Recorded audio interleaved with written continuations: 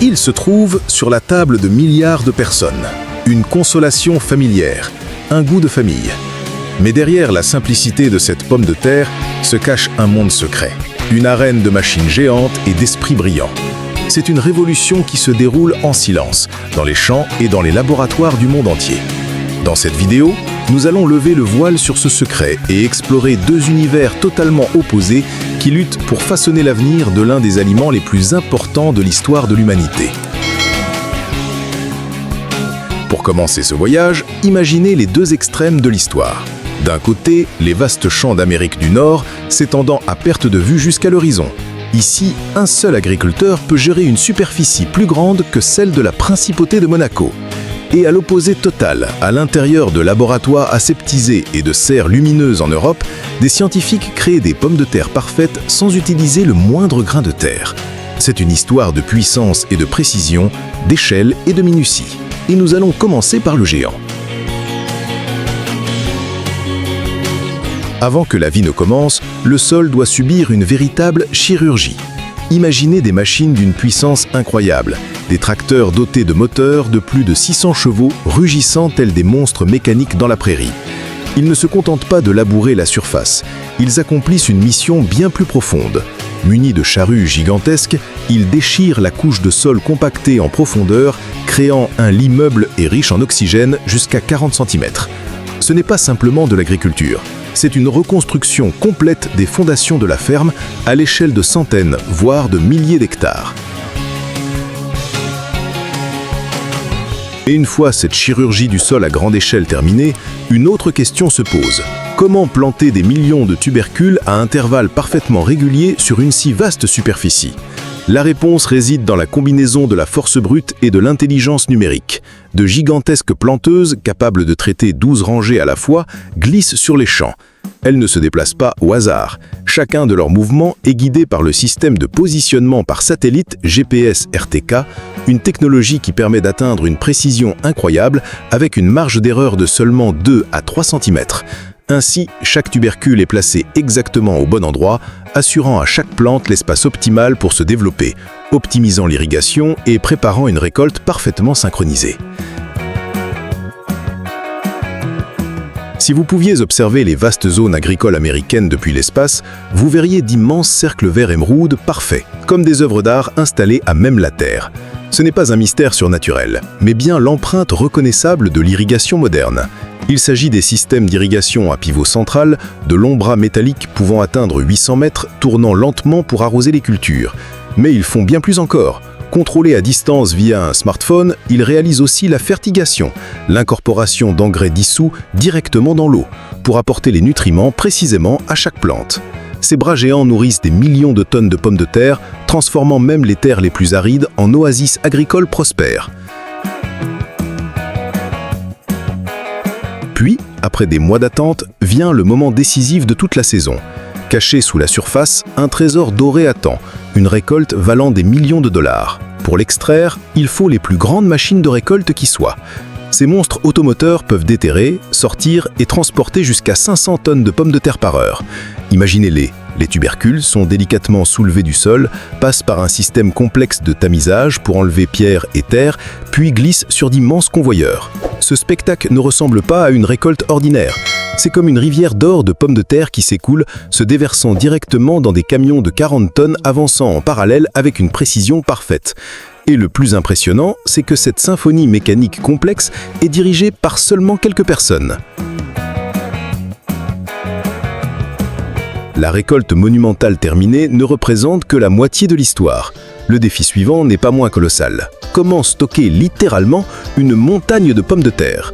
La réponse se trouve dans d'immenses entrepôts, capables de contenir jusqu'à 80 000 tonnes. Derrière leurs murs apparemment immobiles, un système technologique sophistiqué fonctionne sans relâche. Des milliers de senseurs surveillent en permanence la température, l'humidité et le taux de dioxyde de carbone. Les données sont transmises à un ordinateur central qui contrôle automatiquement d'énormes ventilateurs afin de maintenir un flux d'air idéal, conservant les pommes de terre entre 4 et 10 degrés Celsius.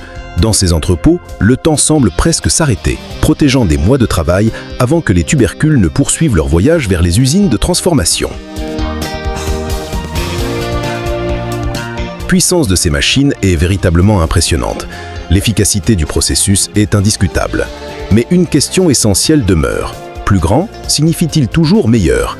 La dépendance excessive à quelques variétés ultra-productives, autrement dit la monoculture, crée un environnement idéal pour la propagation de maladies à grande échelle, menaçant toute la chaîne d'approvisionnement. Parallèlement, les consommateurs du monde entier exigent toujours plus de qualité, de saveur et de diversité. C'est de ces préoccupations qu'est née une autre révolution silencieuse. Une révolution qui ne cherche pas à conquérir plus de terre, mais à maîtriser chaque centimètre carré avec la plus grande finesse. Pour la découvrir, il faut quitter les champs immenses des États-Unis et se rendre dans une petite mais puissante nation agricole, les Pays-Bas. Bienvenue aux Pays-Bas, où l'avenir de l'agriculture est littéralement cultivé dans l'air. Oubliez les champs de terre. Regardez ces laboratoires. Voici la culture aéroponique ou aéroponics. Les racines des plants de pommes de terre sont suspendues dans l'air et un brouillard nutritif est automatiquement pulvérisé à intervalles réguliers. Cette méthode révolutionnaire offre des avantages remarquables. Elle produit des plants totalement exempts de maladies, sans contamination par les pathogènes du sol. Le rendement par mètre carré est plusieurs fois plus élevé. Et surtout, elle permet d'économiser jusqu'à 95% d'eau par rapport aux méthodes traditionnelles. À partir d'un seul plant mère, cette technologie peut produire des milliers de plants filles parfaits. C'est ici que commence une nouvelle génération de pommes de terre de haute qualité. Si les agriculteurs américains utilisent le GPS pour gérer l'ensemble de leurs champs, aux Pays-Bas et au Japon, les agriculteurs high-tech utilisent l'intelligence artificielle pour gérer chaque plante individuellement. De petits drones équipés de caméras multispectrales survolent doucement les rangées de cultures. Ils ne prennent pas de simples photos. Les caméras multispectrales voient ce que l'œil humain ne peut pas voir. Elles analysent le taux de chlorophylle, l'humidité des feuilles et détectent les premiers signes de maladie ou de carence nutritive. Ces données sont analysées en temps réel par l'IA. Immédiatement, le système peut ordonner à un micro-robot ou un système de goutte à goutte de traiter avec précision seulement quelques centimètres carrés de sol affecté. Ce n'est plus de l'agriculture, c'est de la chirurgie agricole. Mais la sophistication ne s'arrête pas à la technologie. Au Japon et aux Pays-Bas, le jeu est porté à un tout autre niveau, où la question essentielle n'est pas combien de tonnes avons-nous récolté, mais cette saveur est-elle assez subtile? Prenons l'exemple des pommes de terre d'exception de la région d'Hokkaido, vendues à des prix astronomiques dans des boutiques haut de gamme. La philosophie des agriculteurs ici est complètement différente. Ils se concentrent sur la fertilisation du sol avec des engrais organiques spécifiques, surveillent l'humidité et les nutriments du sol à l'aide de capteurs et récoltent entièrement à la main, à un moment précis de la journée, afin que le taux de sucre et d'amidon atteigne la perfection. Ils ne vendent pas simplement un légume, ce qu'ils offrent est une œuvre d'art culinaire. Chaque pomme de terre est un témoignage de leur dévouement infatigable à la qualité absolue. Cette quête de l'excellence a aussi un chapitre particulier en France. Un exemple emblématique est la pomme de terre de l'île de Ré, un produit protégé par une appellation d'origine protégée APO. Sa valeur ne vient pas d'une machine sophistiquée, mais de la terre même qui l'a vu naître. Cultivée sur les sols sablonneux uniques de l'île, fertilisée avec le guamon apporté par les marées et récoltée tôt entièrement à la main, cette pomme de terre possède une saveur saline et délicate impossible à reproduire ailleurs dans le monde. C'est peut-être là le contraste le plus profond. Ce n'est pas la technologie, mais bien l'histoire et le terroir qui créent une valeur intemporelle. Et pour comprendre pleinement toute l'histoire, il faut entreprendre un dernier voyage. Revenir là où tout a commencé, dans la majestueuse cordillère des Andes, au Pérou, berceau originel de la pomme de terre. Dans la capitale Lima se trouve le Centre international de la pomme de terre, CIP. Ce n'est pas une ferme, mais une banque de gènes, un trésor de l'humanité. Les scientifiques y préservent plus de 4000 variétés locales de pommes de terre, aux formes, tailles et couleurs aussi variées qu'un arc-en-ciel. Alors que le monde industriel dépend de quelques variétés ultra-productives, ici on protège un patrimoine génétique inestimable. Car cachés dans ces variétés colorées se trouvent peut-être les gènes de résistance aux maladies, de tolérance au sel ou de tolérance à la chaleur. Des clés pour l'avenir de l'agriculture dans un monde confronté au changement climatique. Alors, où vont les pommes de terre des vastes champs américains et celles des exploitations d'exception du monde ? La réponse se trouve dans les usines de génération 4.0, là où les deux mondes semblent converger. D'où qu'elles viennent, toutes doivent passer une série de tests technologiques dès l'entrée de l'usine. Ici, chaque pomme de terre doit affronter un juge intransigeant et infatigable, l'intelligence artificielle. Dans le système de tri optique, les pommes de terre tombent friblement dans une zone scannée par des caméras ultra rapides et des faisceaux laser. En une fraction de milliseconde, l'IA analyse les images, les compare à des millions de données de référence et détecte le moindre défaut, même une tache sous la peau invisible à l'œil. Immédiatement, un jet d'air comprimé ultra précis éjecte la pomme de terre non conforme de la chaîne non-montage. Ce système peut traiter plus de 200 000 pommes de terre par heure avec une précision de 99%, une performance qu'aucune équipe de centaines d'ouvriers qualifiés ne pourrait égaler. Après ce premier contrôle, les pommes de terre passent à l'épulcher. La méthode traditionnelle utilise des surfaces abrasives, mais les usines modernes préfèrent une approche bien plus raffinée, l'épulcher à la vapeur. Les pommes de terre sont placées dans une chambre sous pression où la vapeur chaude ramollit la peau en quelques secondes.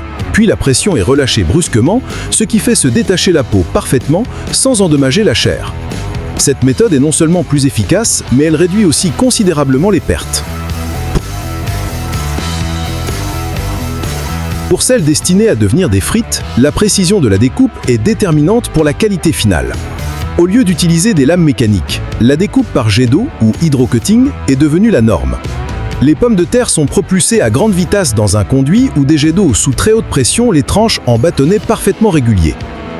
Sans contact mécanique, les surfaces de coupe sont plus lisses, ce qui permet d'obtenir à la cuisson une couleur dorée uniforme et une texture idéalement croustillante.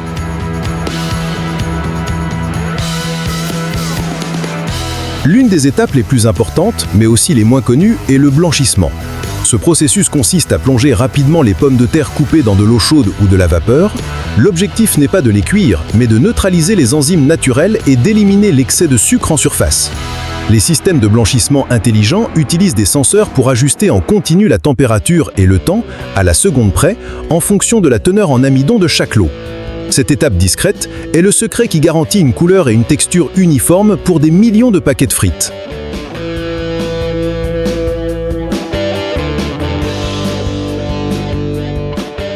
Dans un contexte où les consommateurs se préoccupent de plus en plus de leur santé, l'industrie de la transformation a également évolué. La friture sous vide en est un exemple emblématique. Au lieu de frire dans de l'huile chaude à haute température, cette méthode cuit les pommes de terre dans un environnement à basse pression. Cela permet à l'huile de bouillir à une température bien plus basse, rendant les pommes de terre croustillantes tout en absorbant jusqu'à 60% d'huile en moins. Le résultat ?